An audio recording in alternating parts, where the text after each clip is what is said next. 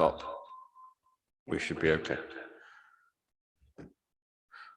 Okay, welcome to January's meeting of the Planning Applications Committee.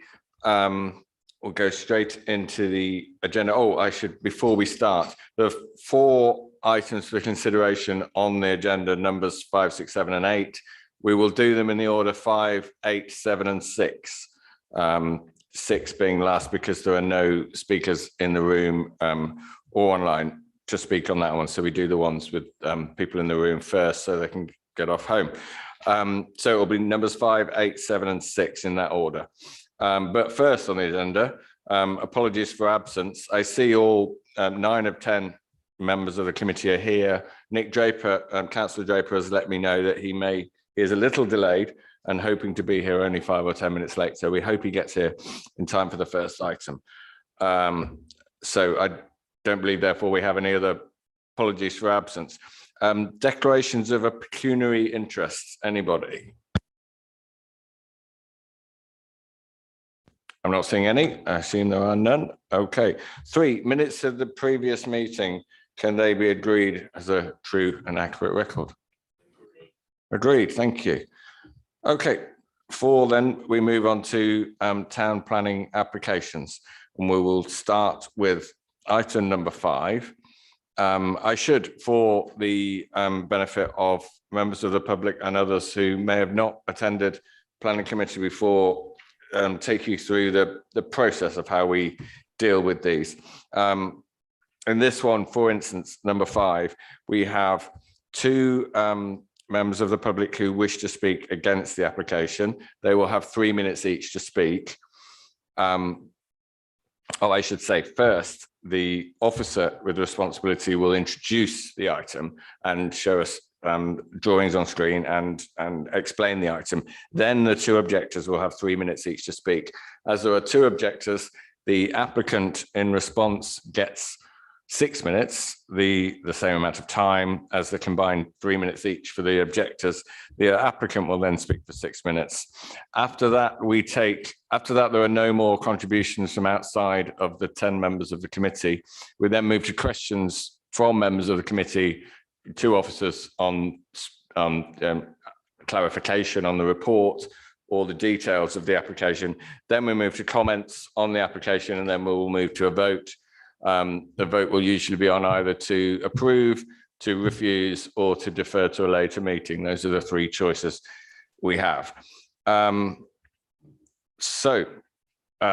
We move to item number 5, which is Rickards Lodge in Lake Road, Wimbledon, and the presenting officer is Tim Bryson. So Tim, who is joining us on Zoom, please take us through this application. Thank you, Chair. Just going to share my screen.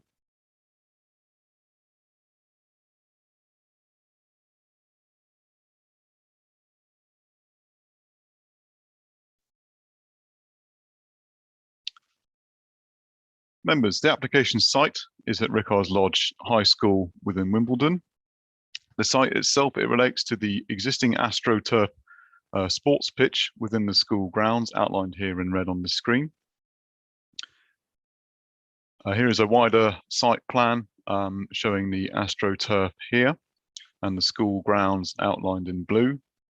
The application itself is to install floodlights on floodlight columns up to 15 meters high. There will be 8 floodlight columns, and this is to enable sports playing on that pitch beyond into evening hours. As I said, there would be 8 lights. They would be situated down both sides of the sports pitch, so there'll be 4 on each side. They would be at a fixed 15-meter height in order to allow enough for illuminance across the hockey pitch. This is the section drawing showing the floodlights in relation to neighbouring gardens which do back onto the school site from the west and northwest. Really just demonstrating some of the distances between the proposed lights and the neighbouring properties. As outlined earlier, so 4 on even spread both sides. There would be none on the ends of the sports pitch, as that is not required to illuminate the pitch. They would be constructed with a galvanized steel columns, and they would be sat on 1 meter deep by 2 meter wide concrete foundations. Here's a bit more further detail for the floodlights. As I said, on steel columns with 4 actual lights on each column there. The site, as you can see within the report, is within a conservation area, and the host school building is locally listed along with the underground tunnel. This is a plan from the submitted light assessment with the application, really demonstrating the angle of where the lights are proposing the light to be, minimizing light spill beyond. There is a gap between where the lights are proposed, which is about 1 meter behind the existing fence which surrounds the sports pitch, and then from the lights to the neighbouring boundaries to the west is about a 10-meter gap, which you can see on some of the photographs as I go. The tunnel referred to within the officer report is a historic tunnel that used to link a large manor house with a servants' quarters house from the 18th century. It is locally listed. It was discovered during the construction of the existing Astros turf, which is there at the moment. The applicants have outlined that the tunnel was obviously made structurally safe, but it is still there and preserved. As you can see here, the nearest floodlight column to the tunnel would be 20 meters away from that. Again, this plan looking at some of the light in relation to the neighbouring gardens beyond. So it is acknowledged there is some light spill immediately behind the floodlights, but as I said, there is about a 10-meter gap between the lights and the neighbouring boundaries, and the light dies down behind. Some site photographs from the case officer. So this is on obviously there's AstroTurf itself looking northwest. You can just see the top of St Mary's Church in the distance. That is the western boundary fence. As part of the proposal and mitigation measures, it is proposed to put a 3-meter high acoustic fence to be hung on this existing hockey pitch fence to assist with mitigating noise from the existing hockey pitch. Looking further east into the site, seeing the school buildings there and there. Members will note the existing pitch does have a wooden board surrounding it as well, and it is also proposed to help with mitigation of that is to cover that with AstroTurf felt as well to soften the impact of the balls to help reduce noise.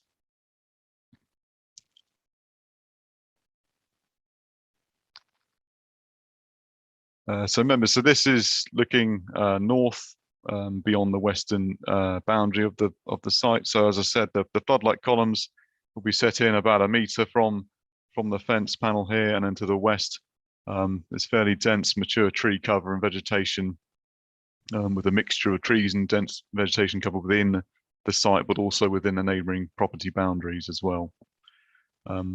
Looking further northeast in the site, looking southwest, so to the right hand side beyond here would be Arthur Road. So in terms of the position of the existing AstroTurf, it's well within the school grounds. And as you can see, it's slightly set down from the grass as you come down there. And then looking completely west, you can see in the foreground existing tennis courts, and then obviously you can just see the St Mary's Church to the right beyond there as well. And then looking a bit further southwest. Members, to draw attention to the modification sheet, you will see that we have put in the environmental health officer has been extensively involved in the assistance of officers in this application. You'll note we have put their comments in full now in the modification sheet. And you also see some further representations received into production of the agenda and some further amendments to some of the paragraphs within the assessment of the officer's report, along with tightening up some of the conditions recommended by the environmental health officer, conditions 6 and 7, but also some of the further additional conditions officers recommending, conditions 9 to 13. Overall, Chair, officers are satisfied the application can be supported within this conservation area location, and officers recommend permission be granted. Thank you. Thank you very much, Tim. Okay, we'll now move in, unless you tell me otherwise. I believe you're both in the room, Mr. Ingham and Mr. Simmons. I'll take you in that order, and you'll each have 3 minutes to speak. So, Mr. Ingham, Mark Ingham, are you in the room? There you are. Okay, you have 3 minutes. Okay, thanks, Chair. I am a close neighbour to the school, and I'm one of several neighbours whose back fence is around 12 to 13 metres from the side of the pitch, as you've just seen. I am only one of many residents whose home and family life will be significantly adversely affected by the proposed development. In the 10 years I have lived here, there's been very little use of the pitch outside of school hours. There have been 1 or 2 hockey games on Saturdays, and since 2017, junior hockey on Sunday mornings. Importantly, these only occur during the hockey season, which is September to March. The proposed hours of 8 AM till 10 PM during the week and 8 AM to 9 PM at weekends all year round represent an increase in out of hours use from 240 hours to over 1,700 hours per year. The sounds of whistles, players shouting, and ball on stick will be a new noise source in the evenings, which residents are not currently subjected to. In particular, I, along with many young families who live close to the pitch, have young children who go to bed at 8 PM on a school night. According to the school's noise assessment, even after the proposed acoustic barrier, they would have to endure a referee's whistle every 30 seconds, which is 75 decibels loud. That's equivalent to a vacuum cleaner outside their bedroom window up until 10 PM. This will inevitably disturb their sleep, particularly in summer when windows are open. The application talks at length about benefits to children playing hockey, but somewhere along the way, the children who live next to the pitch have been forgotten. There is an obvious and reasonable compromise. Reduce hours of operation to 7 or 8 PM so that junior hockey can still take place and local children can sleep. The environmental health officer highlights these very concerns in the officer's report when he suggests reducing the hours of operation and banning whistles during practice and drills to proposed acoustic barrier. The case officer fails to discuss the first suggestion and dismisses the second, merely stating it as impractical without offering any compensating form of mitigation. Given that the environmental health officer is the council's noise expert, I would suggest that the fact that the case officer has dismissed his concerns and suggestions about proper evaluation requires some form of explanation. Another council expert, the conservation officer, has concerns about light affecting residents' amenity, which are dismissed on the basis of incorrect guidance. The case officer's report states that there would be some noticeable visible glare from residents' properties, but this would not exceed the maximum pre-curfew limit. The correct guidance limit for mast lighting after sunset is 500 candela, which means that the applicant's calculation of glare is more than 10 times over the limit. The correct limit is there in black and white in the guidance and has been confirmed by the Institute of Lighting Professionals. The planning officer has seen this confirmation from their Director of Technical Studies. So on this issue of light nuisance, his dismissal not only of the council's internal expert, but also of the specialist body that publishes the relevant guidance is another apparent procedural anomaly for which no explanation has been given. That's your 3 minutes. Okay, thank you. Sorry, I should have explained before you began. We have this system here where the orange light will come on when you have 1 minute to go. And if whoever's running the IT could move that bar on the right-hand side of the screen up slightly, then you'll be able to see the actual number of seconds you have left on the clock on the screen, if that's possible. That will work? Yeah. At the moment, it's covering up the clock. So, Mr. Simmons, yes. Are you in the room? No, I'm joining via Zoom. You're joining us on Zoom. Excellent. Okay.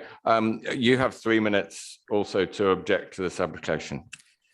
I'm one of the residents in the 5 houses adjacent to the school car parks who would suffer even greater harm to residential amenity than even those near the pitch, as our gardens and bedrooms are just 5 metres from the car park noise and pollution. The officers claim that the noise levels would be similar to that already permitted, reveals that they didn't properly scrutinise the figures in the application. In fact, there would be overall a 32-fold increase in vehicle movements, 192,000 more each year. 344 comings and goings every evening and into the night when there are currently none. And on days when there is no school, between 650 and 860 more vehicle movements each day. That's clearly a massive increase in noise from engines, people, and slamming doors, each of which produces 65 decibels, 10 decibels higher. That's more than double the level at which the WHO and planning practice guidance classify as causing harm from disruption, behavior change, and sleep disturbance. 860 car doors slammed every day, 344 every night, more if there's more than one occupant, accompanied by exuberant shouting, engine noise, and light pollution from 344 pairs of headlights every evening, glaring directly into our bedrooms. We have a human right to peaceful enjoyment of our property without pollution from noise, light, or toxic engine emissions. That volume of traffic would bring 19 tonnes of CO2 every year at the car park alone, and a further 88 tonnes in the borough from added journeys, on top of a massive increase in nitrogen oxides that cause respiratory and cardiovascular disease and contribute to cancer mortality. We have a right to breathe clean air in our gardens and bedrooms and to have our windows open as we choose. This is not some hysterical exaggeration.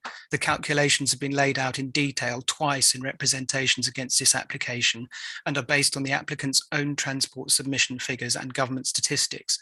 The office has also completely failed to evaluate the safety issues of the 32-fold increase in traffic. Again, based on Merton's own figures and with calculations shown in detail, it can be seen that a further 30 to 40 accidents per year could be expected with the proposed traffic level. It's preposterous, therefore, to claim, as the officers have, that the proposal would not cause harm.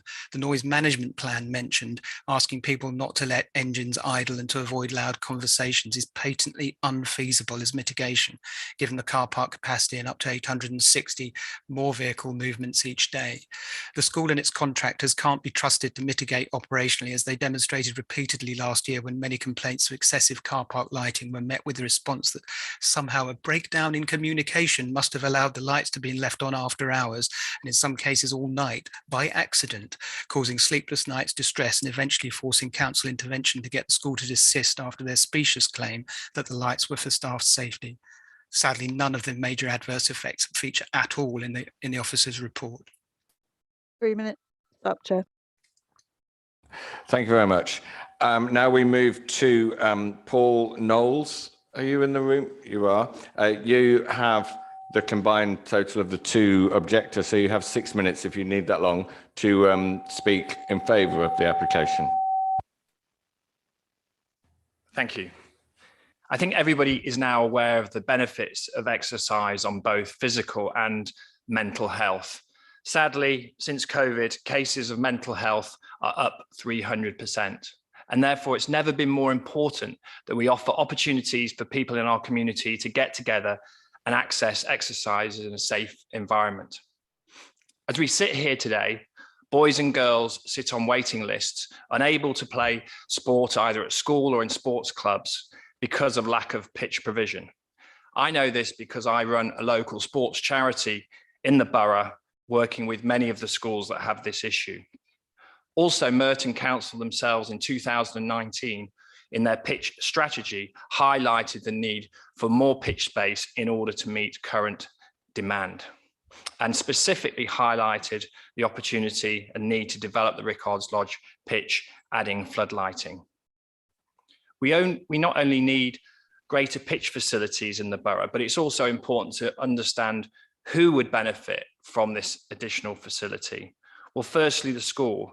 And it's great, Alison has been championing this project for the last 3 years. Alison's the head teacher at Rickards Lodge, who's here tonight. She's very excited about the opportunity, as is Paula, who's also here.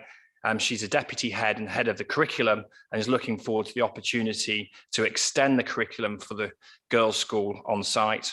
And also this is supported by Ed Foley, who's the chair of the governors, who's also here. Not only will Rickards Lodge girls benefit, but the local primary school, Bishop Gilpin, will benefit by extended after schools clubs on site. When the school is not using the site, the main users will be Wimbledon Hockey Club and Quick Start Hockey. Wimbledon Hockey Club are a community amateur sports club. They make no profit, and any income that is received is put back into the provision of sport. The playing group and community within Wimbledon Hockey are 75% 18 years and younger, and therefore the predominant beneficiaries of this application would be young people at school. The club has a vibrant bursary program offering free of charge hockey to young people with families of low income, and very proud of that, and will continue to provide that going forward. In fact, only in the last couple of weeks, one of the bursary places was for a young boy who's been on the program for 5 years, who's now representing England as a result of the support the club has been able to give him. Quick Start Hockey would be another user. I set up this charity and run this charity, which started in 2018. Since inception, we've worked with over 6,000 young boys and girls in Merton schools. And we're really lucky to have some amazing ambassadors, including Olympic gold medalists, inspiring boys and girls to play sport. This site will give another opportunity for us to provide free hockey to more boys and girls across the borough. With regard to neighbours, it's important to note that this is an existing facility, and the proposed use is no different than the use of the pitch for the previous 20 years. The pitch was used by the school, it was used by external hirers, and that will continue to be the case. Until recent months, there was not a single complaint about usage of the pitch. And so for 19 and a half years, the neighbours have not complained or have not thought that the pitch was a problem. And under this planning application, from a noise perspective, as highlighted by the officer, noise will actually be reduced. So it's at a lower level than ever in the history of the 20-year pitch. In summary, this application provides much needed pitch capacity in the borough. It will benefit many people in the community from diverse backgrounds, and we have taken steps to minimise the impact to neighbours. Thank you. Thank you very much.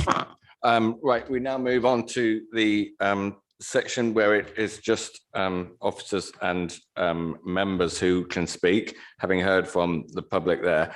Firstly, back to Officer Tim Bryson, if there's anything raised in those three contributions which you particularly want to come back on or clarify. Yes, thank you, Chair. Number of issues raised. I think it's important to note that it is an existing hockey pitch. And so whilst the use isn't changing, what the proposal obviously would allow would be into evening use. So in doing that, we have consulted heavily our environmental health colleagues to assist with not only the issue of the floodlights in terms of light, but also noise. The conclusions of that are that whilst there would be some impact in addition to the existing pitch in terms of into the evenings, clearly with viewing the lights from the distance from the neighbouring properties, and also the playing of sport and hockey in the evening, whereas otherwise it would be dark and there wouldn't be. There are a number of mitigation measures proposed which would assist in reducing noise, and that would not only benefit in the evening but would also benefit during the entirety of the days as well. So the conditions are recommended, which we put in the office in the committee report before you as for those. The environmental health officer has not objected to the 10 p.m. Curfew for this application. They have acknowledged in their response that it would be preferable if it was reduced. The application has been put forward on the basis that the operation would be up to 10 p.m. midweek, which would allow for the facility for training purposes for Wimbledon Hockey Club. In looking at that in and around, we concluded that would be acceptable with the mitigation measures proposed. In terms of traffic, the car park, existing car parking on the site is 80 spaces. The Wimbledon Hockey Club would only be using the facility outside of school operating hours. And in the applicant's submission outlining that there'll be some, particularly in the evenings, for the training sessions, for example, there'll be approximately 25 players at one time. They expect around 13 cars to be parked. They do promote car sharing, and with more senior players, use of public transport and cycling. They've outlined the junior players, the under 7s, under 8s, clearly is more increased car usage because they can't travel independently. In terms of highway safety, we have consulted our transport planner, who's looked at the proposal and considers that it is safe with no extra mitigation measures required for the car park. Thank you, Chair. Thank you. Okay, we now move to firstly questions from members of the Committee of Clarification on the report. I see Councillors Alan Brutus and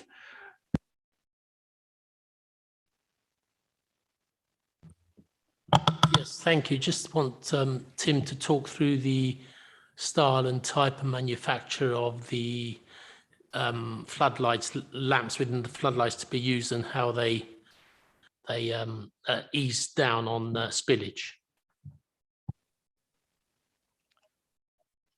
Thank you, Chair. In terms of the lights themselves, they have outlined they are state-of-the-art floodlights for illuminating hockey specifically. So they have to be set at a height of 15 meters in compliance with the England hockey guidelines, and they have been designed specifically to minimize glare beyond the site boundaries. So they consist of 4 lamps per column, but they are of galvanized steel appearance with the 4 lamps on top. In terms of the further technical aspects of that, I can't provide much comment further, other than that they have to be set at a certain height to allow for enough light spillage towards the center of the pitch. So at 15 meters, for example, in their submission, it outlines that it would generate enough light levels to the center of the pitch over 29 meters, essentially. So if they have also outlined that if the lights were lower, for example, to try and achieve the same thing, the lamps would have to be set at a higher angle, which would actually increase glare. So I hope that assists, Chair, in clarifying thank you. And Councillor McGrath, Simon, you had a question. Thank you. I just saw a couple of questions arising out of the letter that we received from the solicitors, Richard Buxton, on behalf of one of the objectors.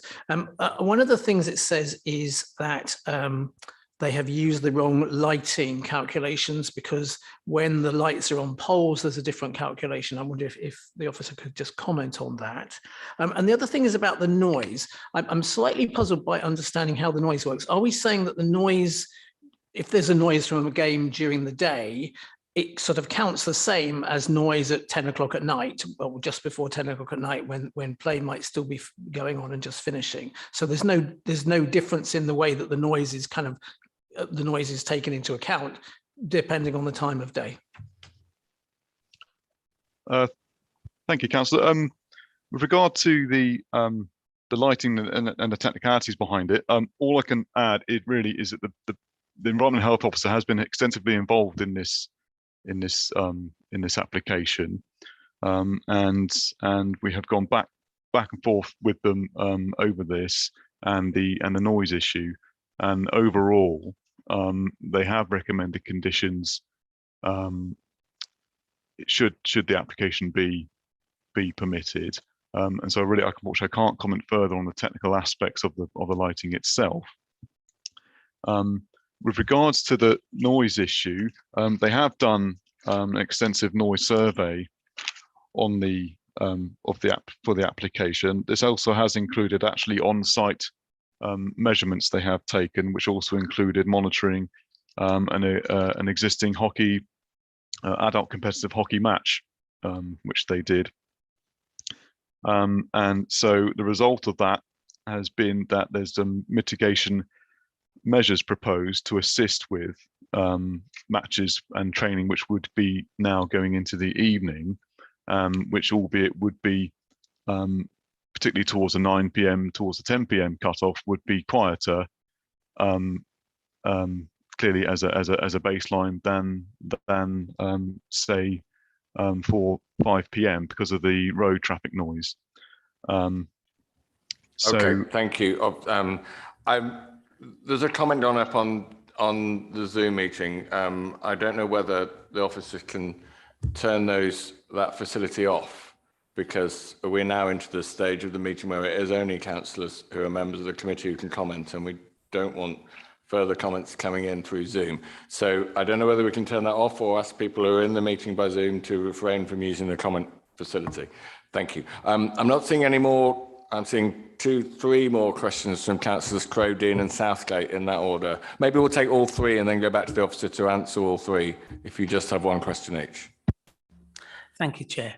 As I understand it, this is a conservation area, and I would like Mr. Bryson to confirm whether, given that it is a conservation area, the usual policy of the council is to only approve developments in conservation areas if they enhance the conservation area, or at the worst have a neutral impact on the conservation area.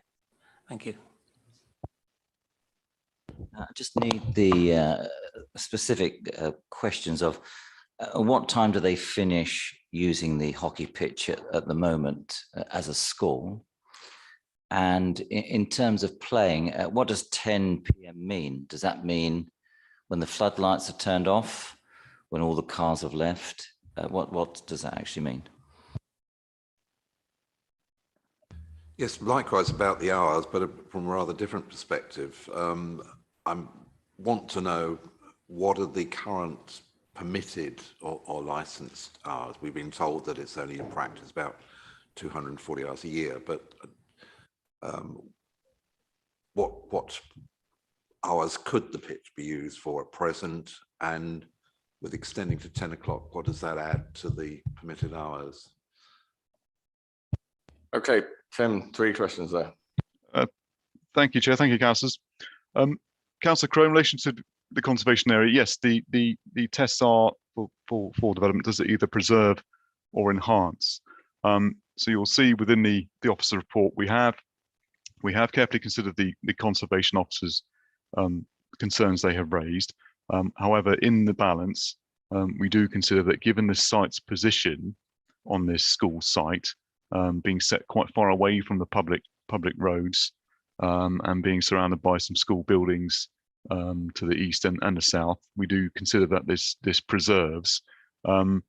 It would be difficult to say artificial floodlighting enhances a conservation area, so we have assessed it to preserve the conservation area. In regards to Councillor Dean's comments, the school, from the submission, it outlines that the school finishes using the pitch about 5 p.m, where they do then allow charity use for an hour afterwards. The 10 p.m. cutoff, that would be lights out at 10 p.m. So that would be the floodlights have to be turned off at 10 p.m. That is what that would mean. And the current permitted use of the pitch, Councillor Southgate, I've looked through the previous planning permission for the AstroTurf, and there's no conditions limiting the hours of use of that existing pitch. So it is subject to the existing simply daylight hours, whether it's summer or winter. Okay, thanks for that. On the hours of use, as there are no current restrictions, then the restriction is without floodlights when it goes dark. So in June and July, they could be using the pitch till 9:30 at night currently, because it will still be just about light. I'm not seeing any other questions. One more, no. We'll move on to comments. I have in this order Alan Bretis, Dean, Crow and Draper, although I saw Councillor McGrath first. So let me note all those down, but we'll start with Alan Bretis. Thank you, Chair. I'm minded that this committee only last time gave the go-ahead to an application by another outstanding school, Wimbledon College. I think this is an outstanding application from an outstanding school, according to Ofsted. I mean, this is 2022, not 1922. The school I know was founded around about that time. We need to allow organisations to sweat their assets and to do what they need to do by their school children. And so I do believe that we should give the go-ahead to this modest application. I think there's enough from the officers on noise abatement with regard to the fence. I'm taken by the idea of the wooden board. As you know, in hockey, the ball doesn't fly at a high level. It's normally along the ground, and so it hits those boards, and that would make a noise. If we can proceed with that astroturfing of those boards to mitigate the noise. And I'm taken by the 10-metre gap set light and from the housing and the intention to control the light spill. So I do believe we shouldn't be messing about with school hours or with the hours intended. This is a good application for an outstanding school. I've read everything, both from Buxton lawyers back in Cambridge. As I said, this school has been around since 1924, in that place since 1975. Everything is conservation around that time, but we mustn't have fields just standing there being used during the daytime. We need this kind of progress. I was brought up along Craven Cottage and I didn't see any problems with floodlights there. This planning application gave planning permission for AFC Wimbledon with huge floodlights, houses, quite happy with the regeneration there. I think this is good to go. Thank you. Thank you. Councillor Dean, David. I think what was interesting is that we heard from the applicant and we heard about children. We spoke a lot about kids, but you know, the residents moved in to where a school is. And I would be surprised if kids are going to be there at 10 o'clock at night. I've not yet, in all the time my children have been to school, I don't remember any of them doing any activities at 10 o'clock at night, nor at 9 o'clock at night, maybe 8 o'clock at night. So for me, the presentation was about children and about giving them opportunities. And I think everybody here would agree with that. There are some arguments against floodlights, but I think the conservation officer and I think other officers have covered that. But for me, this isn't about school. This is about the hockey club. And to argue that people who live next to the school will have to just suffer this so-called progress is unreasonable because they move next to a school. I do think that any school, when you go past it, is full of fantastic noise at break time, enormous amounts of noise. It's great. But the school isn't open at 10 o'clock at night. And we're not just talking about 10 o'clock at night, as you say. It's about when the floodlights go off and how long does it take for people to disappear? And that could take 15, 20, 30 minutes. So I don't think it's reasonable for householders with young children who should be in bed by 8 o'clock or maybe 7 o'clock to have to suffer the noise of sport when they move next to a school, because it is very, very noisy. And I think actually the applicant itself should think about this, because there isn't much hockey played at 10 o'clock at night in Wimbledon. I think there's 4 pitches, and I'm surprised that this has been presented. And I actually would like this committee to reconsider the hours and bring them down to probably 8 o'clock. And actually, I'm surprised they need it 7 days a week. I mean, this would be a huge, massive increase in the amount of hockey played, and I don't actually believe it's possible. So my view would be that this shouldn't go ahead with hours to 10 o'clock at night. Thank you. There was a kind of a proposal in there, but I'm going to take the other 3 comments before I come back to that. Councillor Crow. Thank you, Chair. As is so often the case here, I think we're balancing conflicting requirements. And I quite understand that there's a desire, a need, in fact, for enhanced hockey facilities in the borough. So that's on the in favour of granting this application. However, I'm slightly concerned that it is really an application by a hockey club running pitches in the evening till 10 o'clock at night in a conservation area. So if there wasn't a school there and this was the only thing that was happening, I think we'd be less inclined to grant approval. I think, however, there is some kind of compromise here around the hours of operation. It seems to me that to 10 p.m. 5 nights a week and then till 9 p.m. on Saturday and Sunday is excessive. And given that people have to clear the site, it is unfair on the neighbours whose amenity is obviously going to be adversely affected, in my opinion.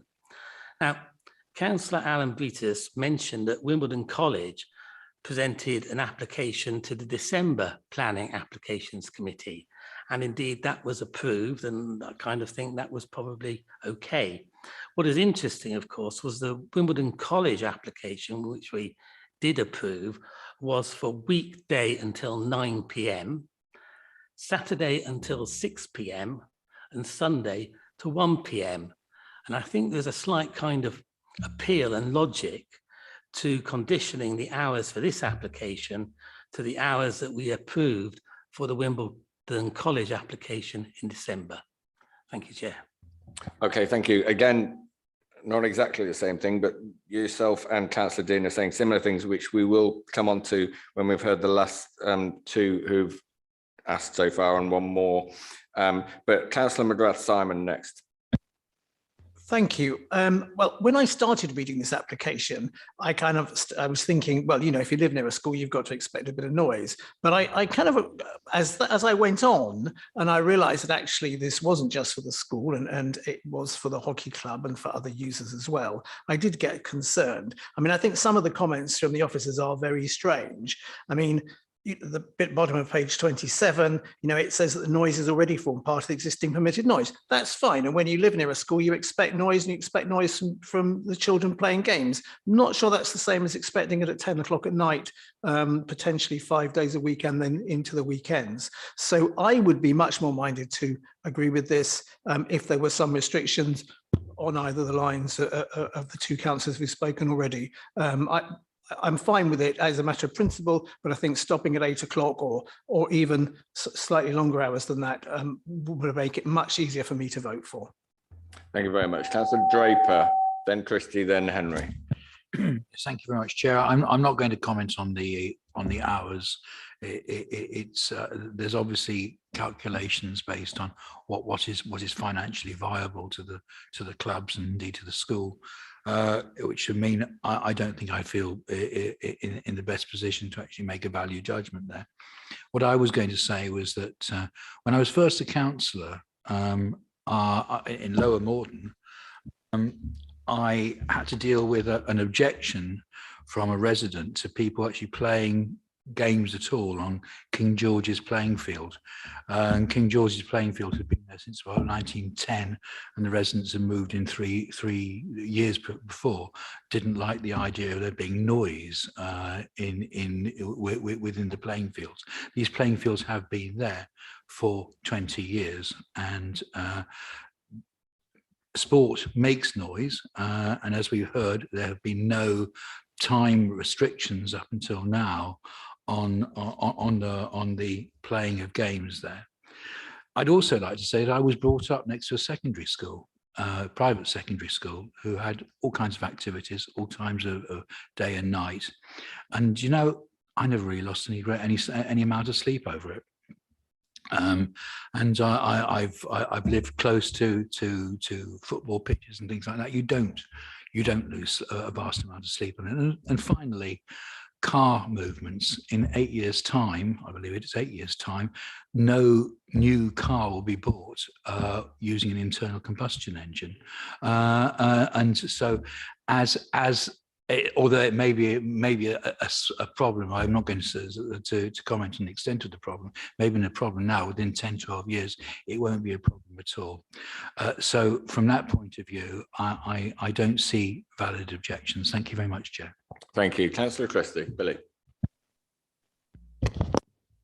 Thank you, Chair. Just on the hours, I think some of the comments have misunderstood the answer the officer gave to that exact question, which was that 10 o'clock is lights out, not 10 o'clock hockey is still being played, and then 10:01 is when that stops. So presumably if lights out are at 10, the site needs to have been vacated by then. Well, either way, presumably they're not stopping at 10 and then the lights go off. So, you know, on that doesn't seem to make any sense. But in terms of the application, you know, on a broader basis, Merton is a fantastic sporting borough. We've got the home of tennis. We've got the oldest continuously used cricket pitch in the world. We've just had the newly returned AFC Wimbledon to the borough, in no small part thanks to Councillor Alan Brutus. So I think it would be great to have a much improved hockey facility in the borough as well. And it sounds like the hockey clubs that plan to use it sound like they're doing a great deal for the borough, and as they've said, for primarily the youth of the borough. So I think, given the mitigation measures that the application involves, both light and sound mitigation, you know, I think the application will lead to a great asset for the borough. So I'll support it. Thanks. Thank you very much. Councillor Henry. Thank you, Chair. As I sat in this chair, I'll tell you, when I was about 16 years of age, I started training because I was an athlete myself. And I usually go training 6 o'clock in the morning until 9 o'clock, then after college, then of course in the afternoon from 4 until 10. And that had helped me so much in my life and has improved my lifestyle. Now, if we look back now, what's happening to our young people who have a lot of time on their hands, we read in the paper 29 knife crime we had last year, just coming to something. And we need to appreciate what our schools are doing now, the changes they're bringing in children's life, and not only that, families. And we think about the teachers and the trainers, the time they take out of school to support our children. Those are the things we need to look at. Of course, I can understand that possible, they may like, but as adults and parents, there's something we can put in place so we can give the opportunity for these young people to move on in life. It's nice to sit in front of the television when the tennis is on and we cheer and we clap. How do we think those athletes reach where they are? So we need to consider this application and approve it. Thank you. Thank you very much. The last comment, I think nearly everyone's spoken. Councillor Southgate, Peter. Thank you, Chair. I'm just looking, I mean, we do need clarity. Councillor Christie's flagged up the assumption that the whole site is to be cleared by 10 o'clock at night, or, well, if the floodlights just go off, then how long is it going to take to clear the changing rooms, the car park, and can we reasonably think of ways of conditioning that? Because it does seem to me that that could then run on for another 45 minutes, perhaps. People have showers, dress, chat, greet which pub they're going to, you know. I would have thought that really the people should be exiting the site by 10, not. Okay, thank you. Well, that's not in our control because the planning application is for the floodlights, and all we can do is say when the floodlights can be used. If there are changing facilities on site, the hours at which those can be used may have been set when those changing facilities were originally got planning permission, but there's nothing we can do about the use of the changing facilities. All we can do is put a time, which is in the report, on when the lights can be used, and that's all we can. But, you know, if it's in the winter and the lights are switched off, I mean, are people going to find their way back to their cars with the lights on their mobile phones if there's no other lighting? I think, Councillor Dean, thank you. Anyway, what we're basically, of all the comments, we're basically talking about on page 31 of the report, the condition number 4, hours of use.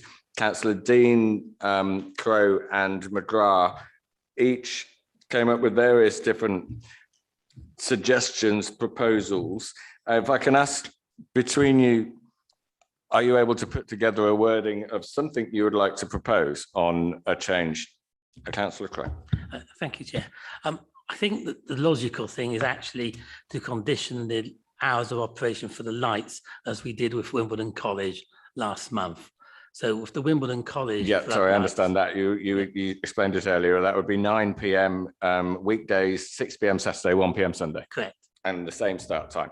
That is, I'll take as a proposal. Do we have a seconder for it? One of you two, that's fine. Brilliant. Councillor Christie, let's speak on that.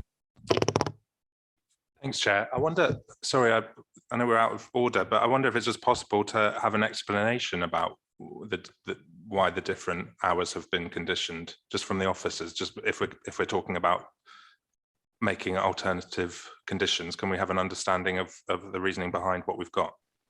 Certainly, we can ask. Tim. Thank you, Chair. I think the members have mentioned the other site which came before committee in December, Wimbledon College. That was for a brand new AstroTurf with floodlights as well, but it was closer to neighbouring residential properties. In my estimations, would be at least twice as close in one particular corner of that site. So in terms of those hours of use, it was felt appropriate given the proximity. I think the key thing with this one is it is an existing AstroTurf and it is a decent distance away from neighbouring properties themselves, the buildings, albeit it's reasonably close to gardens. So that is how we've come to the judgment on this. Okay, thank you very much. Okay, I'm going to move this proposed amendment to a vote, which is to change condition 4 as outlined to 9 p.m. weekdays instead of 10, 6 p.m. Saturdays and 1 p.m. Sundays, as proposed and seconded by members over there. I'll just go straight to a vote on that among the councillors here. All those in favour of that amendment to the hours? I'm seeing 3. All those against? 1, 2, 3, 4, 5. Not voting? 1. Okay, the amendment is defeated. Unless there are any final comments, we'll go to the vote on the substantive, the entire application. The officer's recommendation is to grant planning permission subject to conditions as outlaid and as unchanged. Can I see all those in favour of granting permission? 1, 2, 3, 4, 5, 6. All those against? 1. Not voting?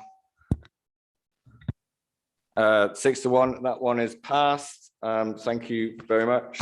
Chair, the next application is number 8, is it? Yes. Okay, so I hadn't realised some work I do in Wrens Park, charitable work. The applicant funds some of that charity work. I didn't know this was his address, but Councillor Crowe has told me that now, so I'm not going to vote on this or the other application on this. If you consider that it's a pecuniary interest, then it's right that you withdraw, but also, I'm afraid, withdraw from the chamber as well. Yeah, that's fine. Thank you. Okay, we move on to agenda item 8, which is, and agenda items 8 and 7, both at 29 Richmond Road, are linked, but we are taking them separately as 2 separate applications. The presenting officer is either Lee Harrington or Jonathan Lewis, is it? Right, so Lee Harrington is going to present on item 8, but I think initially is going to explain the links between item 8 and item 7 and how, and well, we have them both before us, but we are taking them as separate items. So Lee, initially to present item 8, please. Thank you.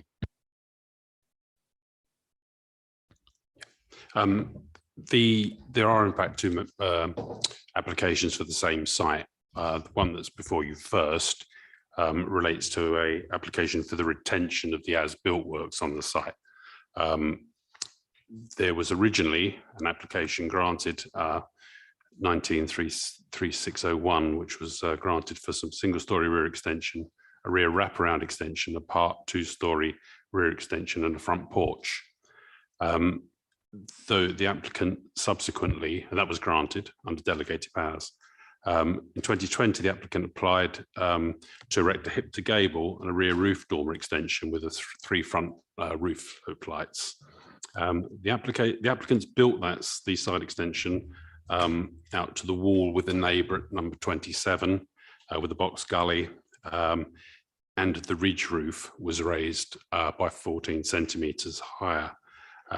Therefore, it wasn't in accordance with the original application, and the subsequent application that's now before you was submitted. Additionally to those changes to the approved works, the front roof slope works are smaller than those proposed originally, and the rear facing glass windows have been changed as well. There's also been some changes to the materials that were originally suggested. Originally it was supposed to be a cedar cladding, and it's now finished with dark grey slates. The front porch design is slightly different as well. It has one glazed panel by the door instead of two. However, because the works are undertaken as part of one building works, the stuff that was applied for and approved in the 2019 application, i.e. the single-story side rear wraparound extension, the two-story extension, and the front porch have to be included in with this application. The house itself is on Richmond Road. It's a residential area characterised by predominantly two-storey semi-detached houses with large gardens built in a variety of different designs from earlier last century. So that was it. So they want to retain what has been built, which is, in a nutshell, is the raising of the ridge line on the hip to gable extension, which is the main difference to the original consent. Thank you. Thank you very much. As last time, we have two objectors and then the agent. So as before, the objectors, and I'll take them in the order I have them. So that's Mr. Edwards and then Mr. Box, and then the agent for the combined 6 minutes after that. So firstly, Julian Edwards, are you you're in the chamber? So you should be able to see when you get started the time showing there, and this will turn amber when you have 1 minute to go. You have 3 minutes. Thank you. Thank you, Chairman. First of all, I'd say Mr. Box will be talking about the intrusion on him as the immediate neighbour to this property. In retrospect, I think that it's been quite intrusive on the house next door, and I'm slightly surprised it was given planning permission. My principal point is that I think I'd like to register my disappointment and that of other neighbours in the area for the fact that this is being done through retrospective planning application. The proposal to convert the roof space was registered long after the ground floor and first floor adjustments were approved, and in fact just about the time the work was starting, including by that time the house being entirely scaffolded with the roof over the top to protect the building.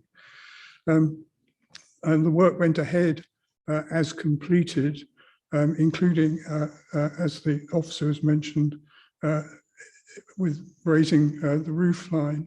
In the documents, it is said that this is common in the area and that the roof line's been done routinely. I have to say that's absolutely not true.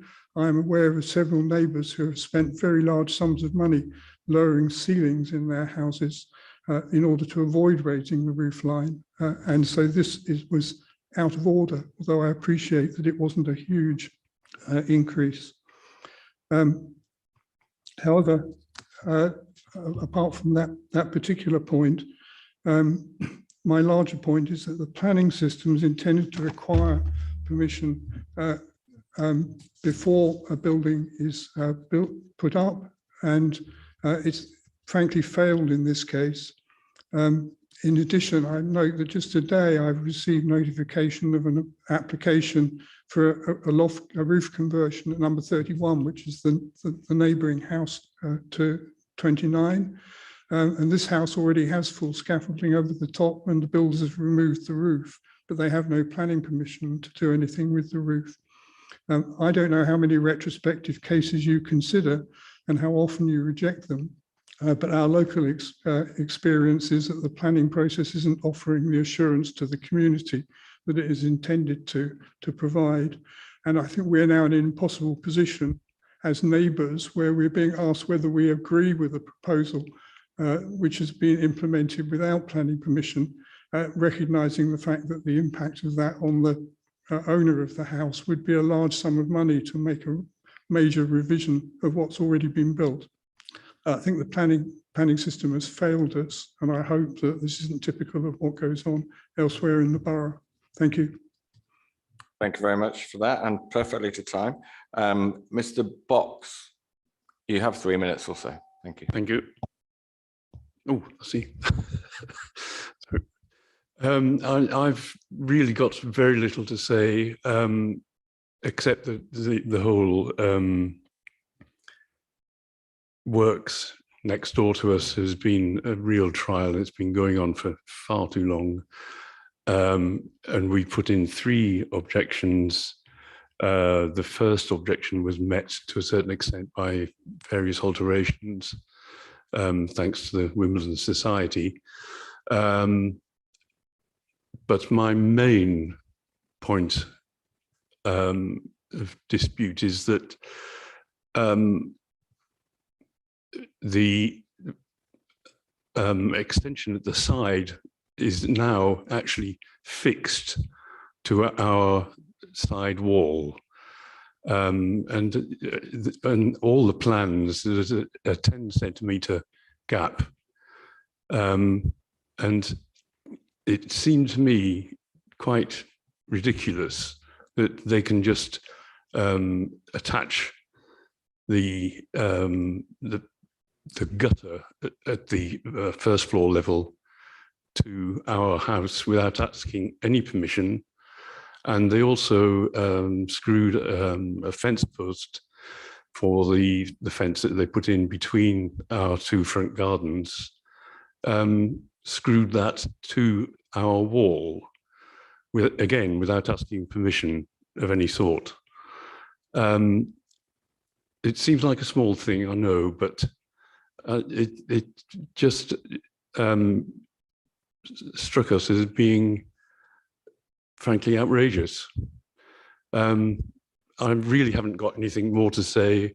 I can't say much about the overall building because I've expressed objections to it, and they have been met to a certain extent, but it's still an enormous building overlooking our back garden, and this business about being attached to it was just about the last straw. Whether anything can be done about it now, I don't know. But we do feel a bit aggrieved, shall we say. I think I've said enough now. Thank you. Thank you very much. In response to that, I think online, Dr. Stanilov. Yes, thank you, Chair. You have 6 minutes. Yes, thank you. I would focus my comments on the 2 main objections that are related to the raising of the roof ridge line and works haven't been undertaken without planning permission. If I have enough time, I'll address the more minor concerns. On setting a precedent by raising a height of the roof ridge, I would like to clarify that this was done not because of a desire to maximize unduly the size of the loft, but out of necessity, as keeping the ridge line would have created a floor to ceiling height measuring just slightly below 2 meters.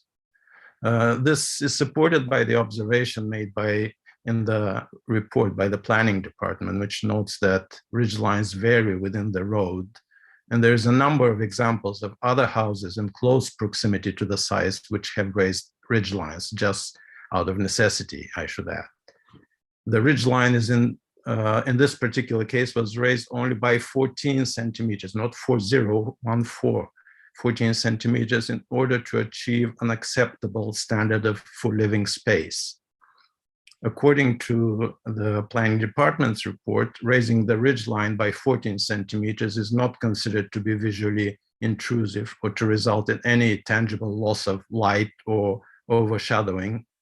And as such, the report considers it acceptable in terms of its impact on amenity. I would also like to add that the semi-detached counterpart at number 31 Richmond Road has recently submitted an application for hip to gable conversion, proposing to raise the ridge line to the same height, thus redressing the balance in terms of the overall character of the roofscape. On the second objection, which relates to the works having been undertaken without planning permission, I would like to offer some background. First, I would like to note that the planning report frames this issue the following way. A failure to obtain planning permission before undertaking works that require such permission does not by itself constitute grounds for refusing a subsequent planning application. But in addition to that, I would like to point out that the applicants did not take the decision to proceed with construction lightly. Since they found out that their application was recommended for approval in early August of 2020 by the planning officer in charge of the case, they submitted several inquiries about the progress of the application in the course of the next 6 months. During that time, they were feeling the immense pressure of having to endure the hardships imposed by the pandemic in essentially inadequate temporary accommodations. In their case, this included some homeschooling for their 2 young children, ages 5 and 2, while working as full-time professionals, this all in fairly inadequate temporary accommodations. I'm sure that many of us can relate to this excruciating experience, but in their particular case, that was very strongly felt. By the end of 2020, they took the agonizing decision to proceed with construction as they were facing increasing strains on their productivity and their family well-being and mental health. I would also like to state that the delay in issuing a decision on the application is not a criticism of the planning department. The applicants realized that the officers had to operate under the stress brought by the pandemic, but so did they. The hard decision to go ahead with construction was taken by the applicants only after serious consideration of several key points. To begin with, the great majority of the works related to the side and rear extensions had already been approved by the council in 2020. The key part of the new application was the loft extension, which was designed in compliance with permitted development rights and in fact was smaller than what those rights allowed, or many of the loft extension already built in the vicinity of the site were considerably smaller. Further, the applicants had knowledge of their application having been recommended already for approval. But after waiting for over half a year since that recommendation was issued, there was no clear indication that a final decision would be forthcoming. Finally, prior to deciding to move ahead with construction, the applicants requested adjustments in the design in order to minimize even further the impact on proposed development. These including reducing the size of the roof lights on the street-facing slope of the roof. 1 minute remaining.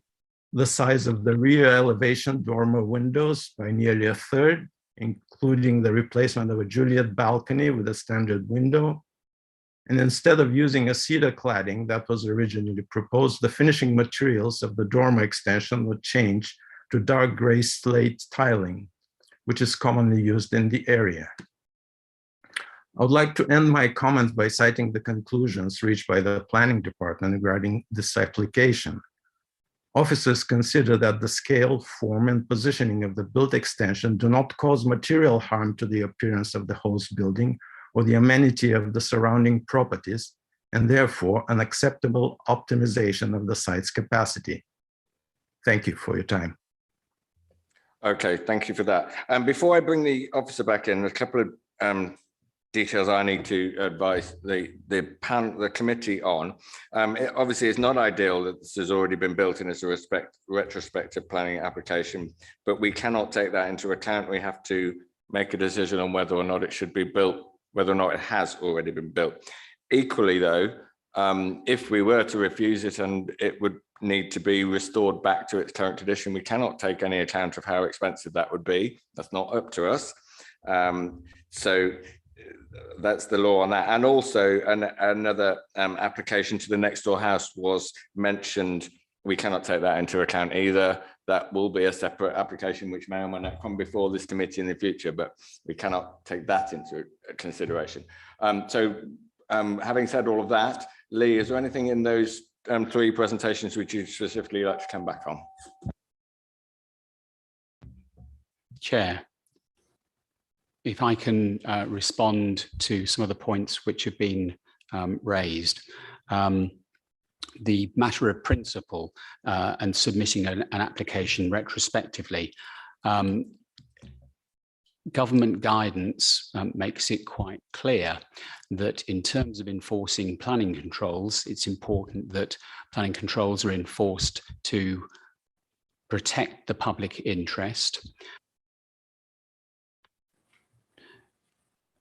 and that where it is deemed appropriate, it is quite in order for a local planning authority to invite an application to be submitted retrospectively. So although it may not sit comfortably with members, the process that they're following is correct here. I visited the site at the time that the initial complaint was raised to see for myself how the proposals differed, not so much from the scheme that was approved under the 2019 application, but that it differed from the 2020 application that still hadn't been determined. My judgment was that it would be wrong to change the drawings on that application to simply say they wish to retain the scheme as built.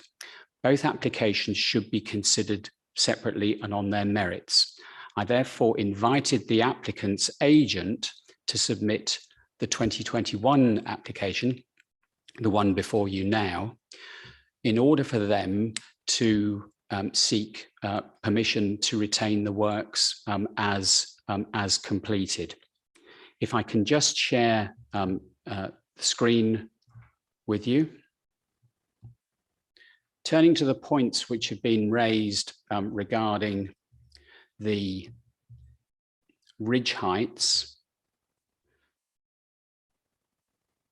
there are a number of properties in Richmond Road with irregular ridge heights. There are examples of pairs of properties in that street, as the case officer's report flags up, where the ridge heights are not uniform. I've visited the site only yesterday to see what works were being carried out at 31 Richmond Road. And although there is as yet an undetermined planning application also for roof extensions, also including a slight increase in the ridge height, you can see through the gap in the sheeting which surrounds that. If you can see where the hand is moving just here, you can observe through there that whilst tiles have been removed at this very moment, the timbers and beams still remain in place. The points regarding raising the ridge out of necessity, I would not suggest are matters that members might want to focus on, because as planners we're very much focused on issues of the external appearance of buildings and the impact on neighbours. In terms of the works as undertaken, as I've said, I have visited the property. The proposals do differ from the works which were considered under the earlier application, principally the change from the hip to gable, which is part of this application, also the raising of the ridge, which you've seen in the photographs, and then roughly where the hand is tracing along here, the rear extension has not been built in accordance with the approved plans under the 2019 scheme, and is slightly higher. It's one of those cases where a degree of judgment has to be exercised, and the judgment of officers in this instance is that the scheme should be approved. Thank you. Thank you. Do I have any questions from members? Councillor Christie, then Draper. Billy. Thank you, Chair. I'd like to understand a bit about some of the comments around the building now adjoining to and attaching the neighbouring property. And I'd like to understand as well whether if the application and the drawings came in before the building had been built, and it suggested that that would happen, if the recommendation would still be to go ahead in that way. Thank you. Thank you. I'll take Councillor Draper and then come to officers for as You don't need to. I was going to ask exactly the same question. The same question. Okay, thank you. Thank you, Chair.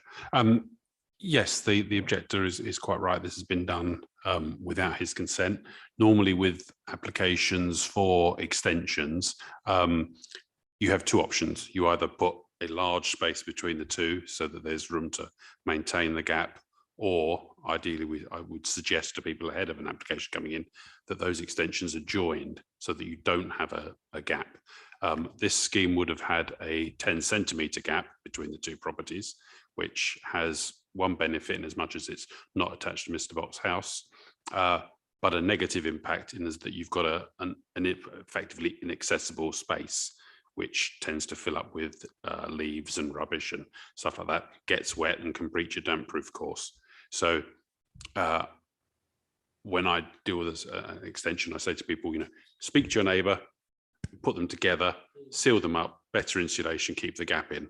But it's with the consent of your neighbour was what we would aim for. It can be removed by Mr. Botts. It doesn't have to be because somebody stuck it to your house. There is a legal right to remove it. It's not a fait accompli that it has to stay that he's done that. But ideally, we would have them touching if possible, because that would be the better part for both parties. But he does have a point on the fact that it's been done without that. Okay, thank you. One further question, Councillor Christie.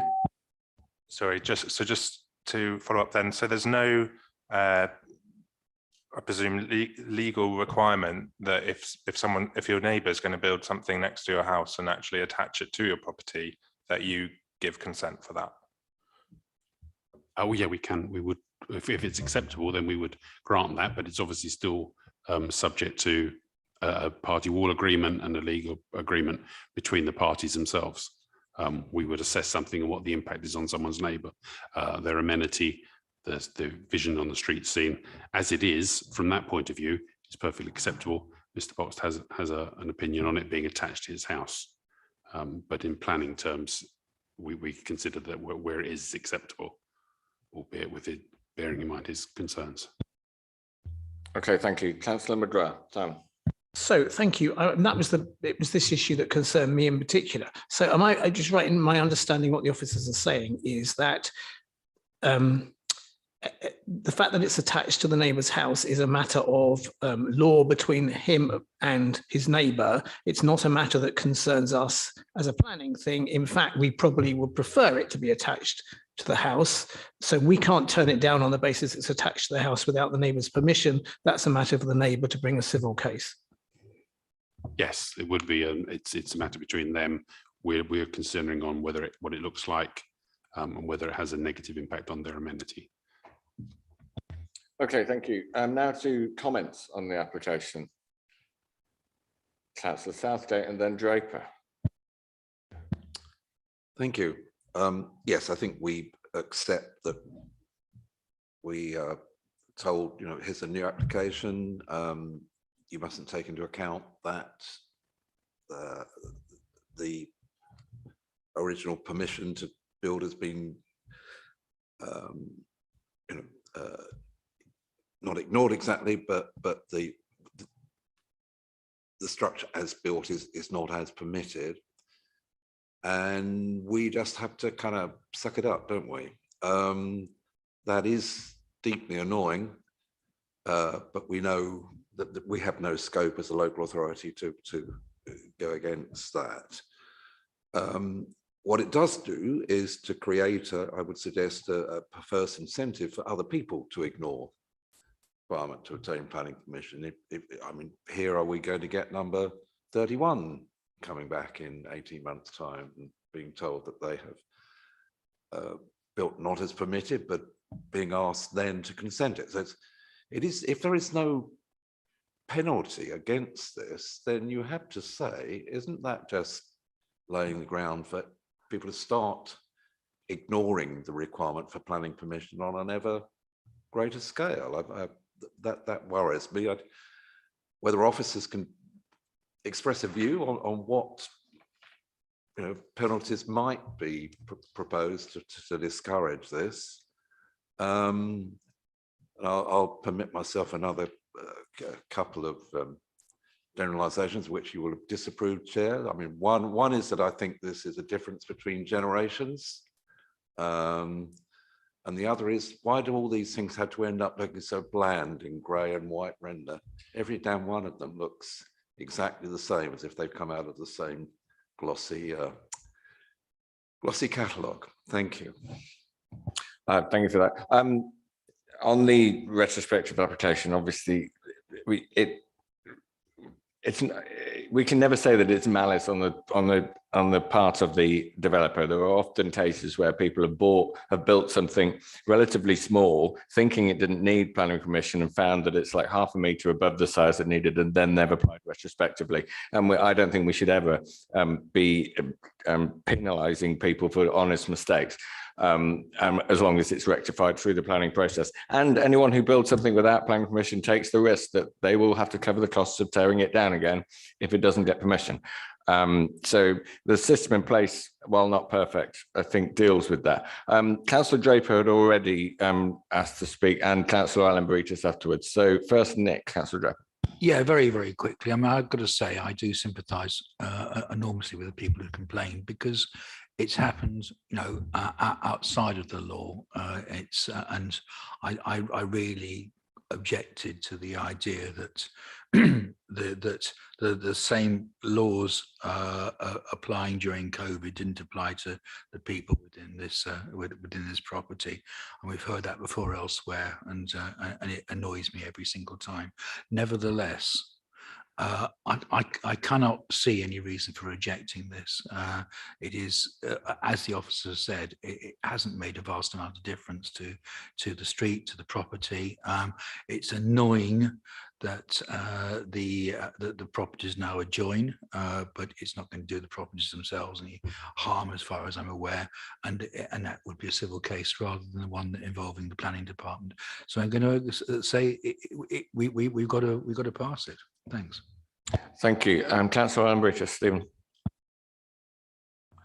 Thank you. Yes, I have a huge respect for the objectors here, but like Councillor Draper, I do think we need to go with the officers. It is sad that it's turned out this way, but I think with these things, with neighbourhood issues as well, if the officers are telling us that meeting is fine, and then everyone moves on, it is sad the way it's panned out, but retrospective letter of lawfulness is something that the planning regulations allow, and we should allow this with a heavy heart, and hopefully the neighbours can all move on. Thank you. Thank you. Councillor Christie. Billy. Yeah, thank you, Chair. First of all, I do actually quite like the design. Perhaps it is a generational thing. I do think it looks perfectly nice, and I don't have a problem with the way it fits in with the other properties on the street. But I do have to say, if it was me, I would be enraged if someone built something and attached it to my property, and I found out that the planning system, given that this extension had been built without planning permission, the planning system seemed to have no recourse for what's happened. And so I do feel that the planning system has failed the objectors in this instance, and it's incredibly disappointing that that is the situation. I mean, I feel a bit trapped, if I'm honest, in feeling like I don't want to give approval, and yet there doesn't seem to be a legitimate ground for objecting. So, you know, I just kind of want to register my empathy and kind of agreement with the objectors that the planning system has failed them here.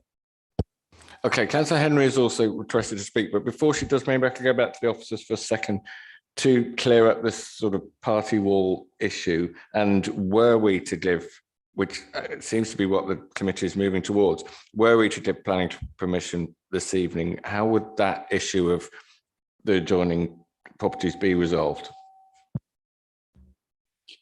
Chair, there's some standard text on all planning permissions which are issued to the effect that planning permission doesn't override any other laws or enactments. So if planning permission is granted, doesn't give you carte blanche to build something because you need to comply with the building regulations. It doesn't give you the right to go onto someone else's land. It doesn't remove the need to secure, where appropriate, party wall agreements. So I would like to think that the councillors can appreciate that whilst there may be that view that the planning system has failed the objectors, the planning officers have not failed the objectors. No, we understand that. Yes, thank you. Councillor Henry. Joan. Thank you, Chair.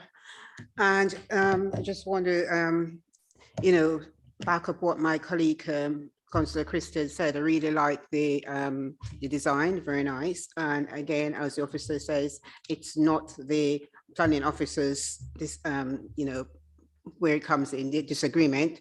And of course, I think it would be nice or possible important if when the neighbor had started to build, the neighbor next door, you know, I'd take up this issue before now. So I mean, we can't blame the officers and we can't blame the planning, you know, department for this. I just want to say I really, you know, read through the application and I think it's good for purpose. And, you know, I personally would like to say I'd like to grant the application as, you know, to go through and, you know, wish both party good luck in whatever they do to get through this issue. Councillor Southgate, finally, hopefully. Thank you for indulging me. I would like to hear from officers as to whether there are any measures we can take to just to discourage applicants from. Okay, you know, we have to decide the application in front of us. So that could be a discussion that could be taken place by email or separately, but it's not directly relevant to this application. So I'm going to move this to the vote.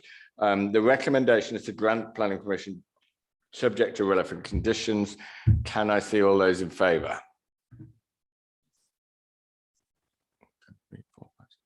I'm seeing 7. All those against and not voting. That is passed. 7 in favour, none against, 2 not voting. So that is agenda item 8. We'll move to the next item on the agenda, which is, we're going backwards, agenda item 7, which is a similar application on the same site. But we will go through the process as we have. So firstly, the introduction, I think possibly try and keep this to anything new on this application as compared to the last one, which we've just dealt with in some detail. So Lee Harrington to present on agenda item 7 at the same address. Thank you, Chair. Yes, this is the 2020 application that was the Lewis referred to, which was the one that wasn't built in accordance to plan. And so this one is very similar to the one that you've just voted on. The main difference being that this one didn't involve raising the ridge height of the roof. There are some design elements of this application that were different to the one you've just voted on in terms of the rear material. On this application, it's a cedar finish. As built, it's a hung tile finish, and there's a small window, a change to a window on the side of the elevation. But in a brief nutshell, this is effectively what should have been built, and you've just voted on what was built. So hope that helps. Thank you. Before we move to the objector and agent for their contributions, I want to be clear on this and hope that the committee can be clear on this. If we pass this, as we have just passed number 8, if we pass this as well, then the applicant will have 2 existing planning permissions on the same site and could build either of them. I mean, we know there was one already built in place, but could basically build either of them. They'd have 2 existing planning permissions on the same site. And then there's no problem with that, of course. Chair, that's correct. There would be 2 planning permissions, and if the applicant chose to remove the extensions as built and rebuild as per the 2020 scheme, then if you were to grant permission this evening for this application, then they could build something different. It would seem unlikely, but that would be the legal effect of making the decision. Now, Mr. Box, I can see you're preparing to leave. Would you like to speak against this application?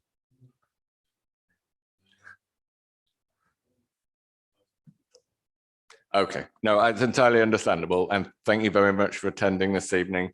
And Mr. Edwards as well, thank you. That being the case, there being no speech in objection, then we do not allow a speech from the agent as well. So we move straight to questions of clarification from any members of the committee. Councillor Ambridge, Stephen. In the assessment of the planning officers, should we pass this one and the applicant is happy, would the site have more value as a sales proposition if they sold the house as it currently is? Councillor Ambridge, I'm sorry, I'm going to stop you there. The officer's recommendation is to grant planning permission, and the value of the land or the site cannot be something that we take into account. Any other questions of clarification? Thank you, Chair. If we refuse this application, number 7, does that have any effect on what's actually already been built and is in situ? In effect, no, because we've just given permission for item 8, which is what is in place now. So in effect, no. Any other questions? So any comments from members? No. Oh, one. Councillor Southgate. Yes, a third attempt, Chair, to get a view from Mr. Lewis or Mr. Harrington on whether there are any measures we as an authority can take to discourage this sort of thing happening again. I'm going to repeat what I said earlier, and if you could take that up by email with the chair of the planning committee and relevant officers outside of the consideration of this particular application which is in front of us.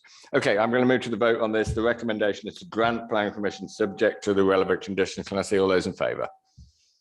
1, 2, 3, 4, 5, 6, 7, 8.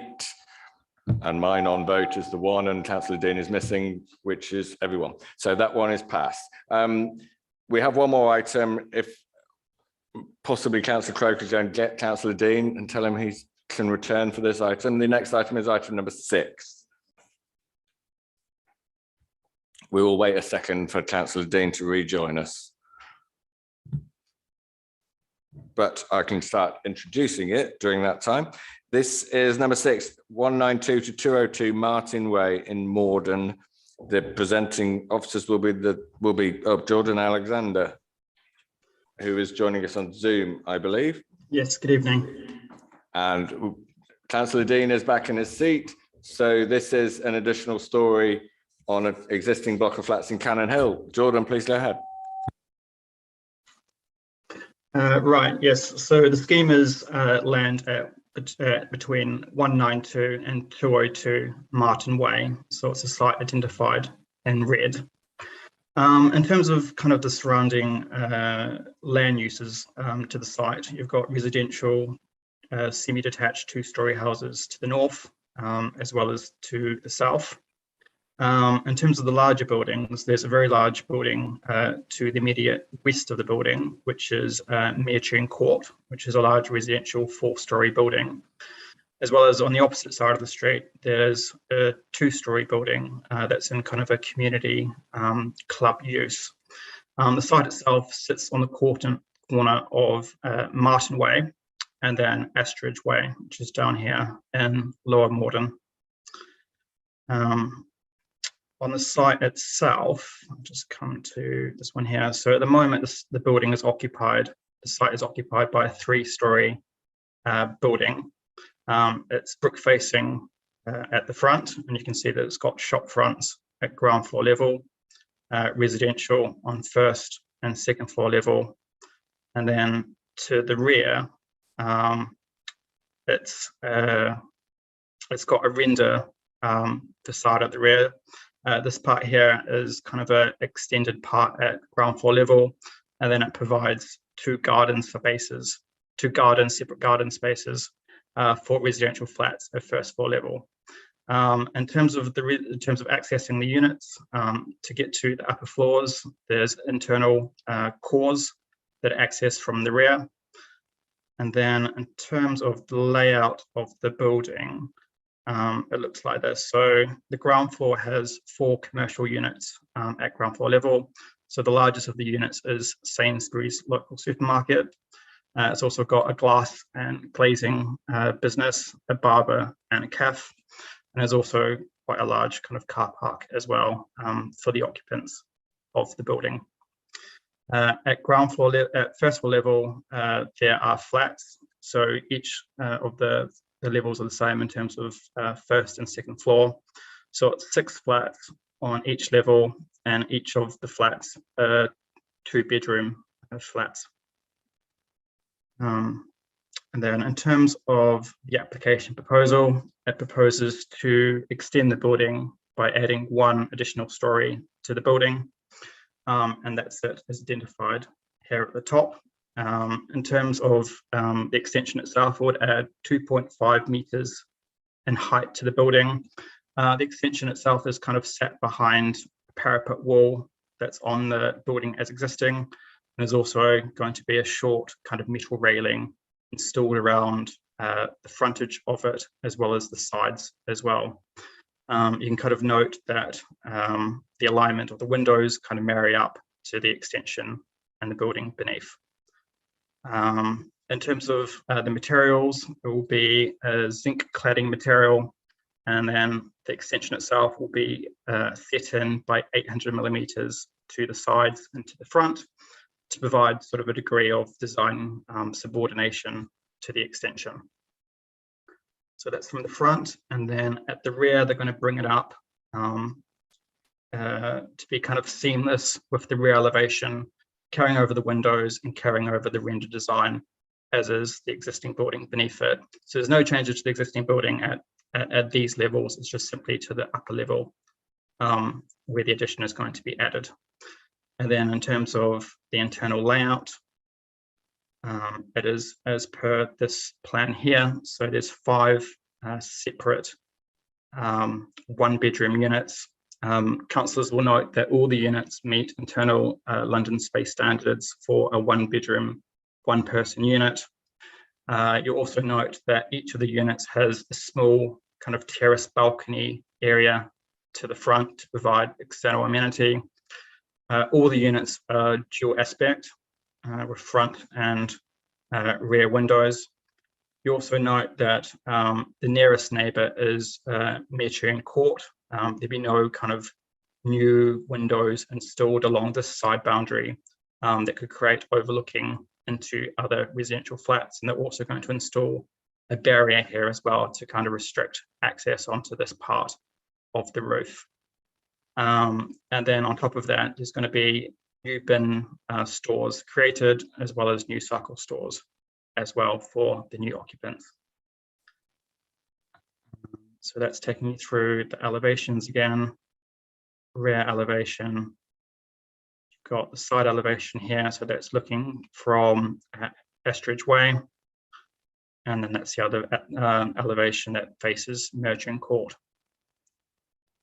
And here's a section drawing. This is a really good aerial shot. So this is the 3-story building of the subject site with the parking behind. Merchant Court is here, so you can see that it's 4-story and then 3-story on the sides. And these buildings are 2-story and then 2-story residential houses that surround. And then he'll provide some photographs here. So that's looking at the building from the rear elevation. That's looking from Estridge Way at the car park. Cycle stores are going to be along here as well as a refuge. And then from the corner of Estridge Way and Martin Way. And then from the front as existing. Another factor to note is that in terms of transport, the applicant isn't proposing to put any additional on-site car parking, seeing that the existing car parking is full. So any new residents to the units would be parking on street. With that said, the applicant has provided a parking beat survey that has been reviewed by the council's transport officer. The beat survey finds that there's adequate on-street car parking spaces for kind of the parking or the cars that might be generated through the scheme. And it's also to be noted that the site isn't within a CPZ either, so a controlled parking area. So it's not possible for the council to make these units parking permit free. But however, in terms of connections by public transport, there's good bus links along Martin Way. The site's within, I think, a 3-minute walk to Lower Morden train station. And then in terms of getting to Morden tube station, so direct links into central London, that's a 13-minute walk away from the site. So it is relatively well connected. So I think a lot of residents may choose to not have cars at all, potentially, knowing that there are good connections in place. And that's my presentation. Thank you. Thank you very much for that. There are no speakers on this one, so I'm going to move to questions, but I'm going to start with a question, probably almost certainly preempting a question that another member was likely to ask. We've had a number of applications of this type of putting an extra story on top of an existing building, which have come through the new permitted development laws, and this one isn't under that, it's under full planning permission. So can the officer explain, or Jonathan explain exactly why that is? Yes, I can. So there's certain provisions that need to be in place, certain criteria that allow you to kind of to do an extension to a building under prior approval. So one of the things that will stop you in this case is if the building's been extended in the past before. In this case, this building was extended, so it was extended from 2-storey to 3-storey by a planning permission that was granted in 1999. So based on that, they can't extend under the prior approval route. They have to go through full planning. So it does allow a few other kind of things to be considered under the planning merits. And of course, it also means that the applicant is liable for SIL levy as well, that will need to be paid for any additional floor space created by the scheme. Okay, thank you very much for that. Other questions? Councillor Dean, then Crow, then McGrath, in that order. Thank you. Yeah, the officer just mentioned in the very last sentence there. So I wasn't clear on the SIL or Section 106 or any other funds here. So is there any contributions? I think we'll take all three and then go back to the officer. So Crow and then McGrath. Stephen. Thank you, Chair. I note that the external space for 3 of the flats is 3.9 square metres. I believe the standard is 5 meters. I would just like an explanation really of why 80% of standard is considered acceptable. Thank you. And Councillor McGrath. I'd just like a question about the parking and the traffic survey. On the website, it looks like the traffic surveys have been done in the middle of the night rather than in daytime. Is that just my misunderstanding? I mean, are they actually done throughout the day? Thanks. Okay, 3 questions there, Jordan or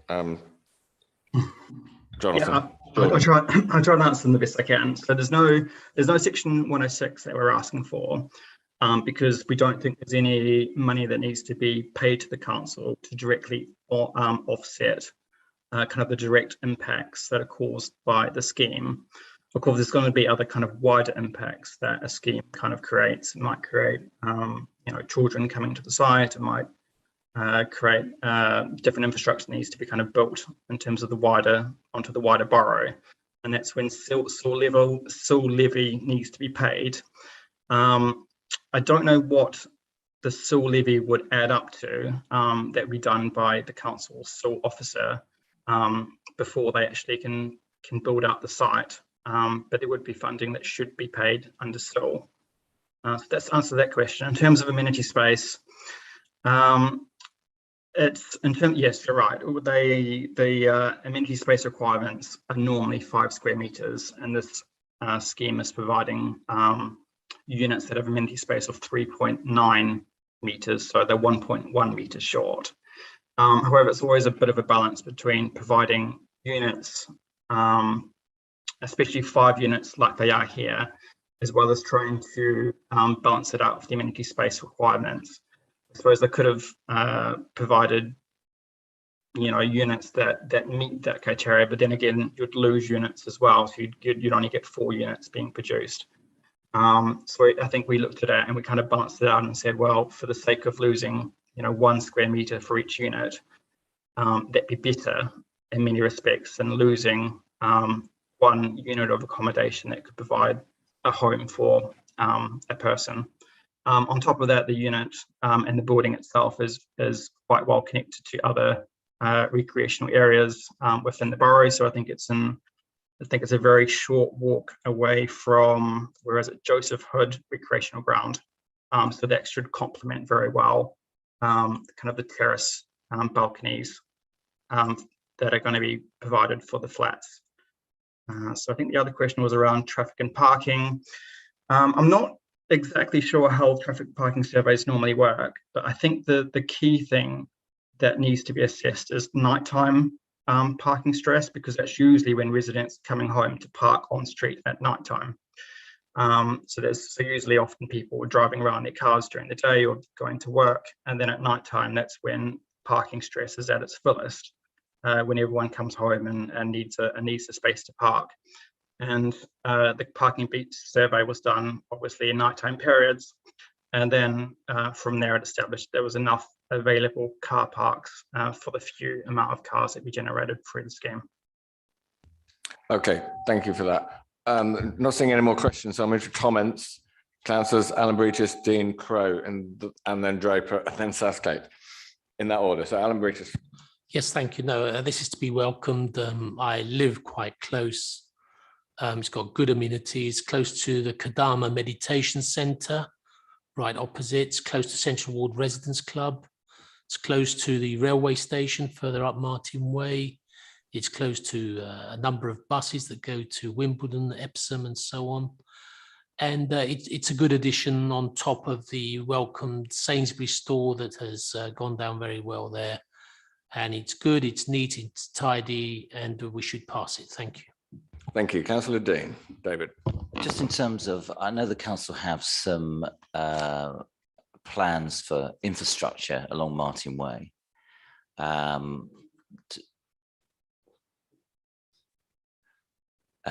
know the council have some plans.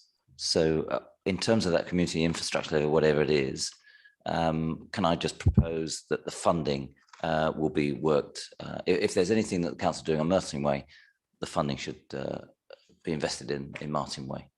And thank you. I'm sure that will be taken into account, but I don't think can affect our decision on this particular application. But yes, it will be mentioned, certainly. Councillor Crowe, Stephen. Thank you, Chair. Obviously, we've got a demanding target, 918 homes per annum for the next 5 years. And this application makes a helpful contribution of 5 small flats. But I do have some slight concerns because they are the smallest flat it is possible. They have shower rooms rather than baths, so they're only 37 square meters, and they don't meet the external space requirements.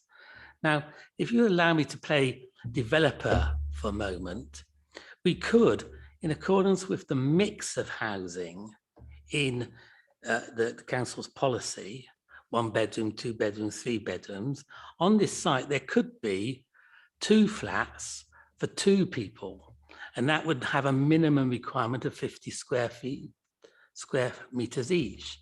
So that's 100 of the square meters used up, and accommodation provided for 4 people. Then we could have 1 flat with 2 beds for 3 people, The minimum requirement for that is 61 square meters. So effectively, we'd have used up 161 square meters of the space and provided accommodation for 7 people. But this application uses up 185 square meters and only provides accommodation for 5 people. And it doesn't meet the external space requirements, which might be accommodated if we had 14 square meters left over from my alternative plan. Now, okay, so I'm going to stop you there, Councillor Craig. I mean, it's all very interesting, but that isn't the plan which is before us. The plan before us is the one which we have to decide on. So I'll move to Councillor Draper was next. By saying that on this basis, I am minded to reject, but I would like to hear what others say. Okay, Councillor Draper. Nick. Well, I'm not minded to reject it. I mean, it isn't the prettiest of buildings. That's a fact. But if you actually look on pages 72 and 73, what's actually being proposed. 73, you've got 5 one-bedroom flats with fairly large, comparatively speaking, large living areas. On page 72, you've got 6, count them, 6 2-bedroom flats, which currently exist on the floors below. So you've got a total of 12 flats below. The only concern that I have with this is that the developments on the 3rd floor will be enormously better than the developments on the floors below. And actually knowing this building and knowing that the entrances aren't exactly what you call the most salubrious of entrances in the first place, that it might cause internal jealousy. But I don't think we're allowed to vote on internal jealousies. So okay. I think we might as well just go ahead with it. Thank you, Councillor Draper. Councillor Southgate, you requested to speak. Peter. Likewise, Chair, going to rule this out of order, but the 3 flats that are below requirements on amenity space, I really cannot see the harm there would be in providing amenity space to the rear of those flats. I know the grounds are always to prevent overlooking, but if you actually look at the site, I do not see that there would in fact be harm done to any neighbours if that were allowed. That may well be, but we cannot amend the plans in front of us. We can either pass them or reject them. I'm not seeing any more comments, so I'm going to move to the vote. The recommendation is to grant planning permission subject to the conditions. Can I see all those in favour? 1, 2, 3, 4, 5, 6, 7. All those against? None. Not voting. 3 makes up the full 10. Thank you very much. That is decided. Item 6 is passed. The rest of the agenda is item 9, which is, sorry, that one's been withdrawn. Yes. So item 10, planning appeal decisions, a report to note. Can that be noted? Thank you. Item 11, planning enforcement, summary of current cases, a report to note. Can that be noted? Okay, thank you very much all for coming. Our next meeting is in February, just 3 weeks' time. So a week earlier because of half term. If it was 4 weeks' time, we would be in half term holiday. So where we don't tend to have meetings. So we'll see you all in 3 weeks. Thank you very much.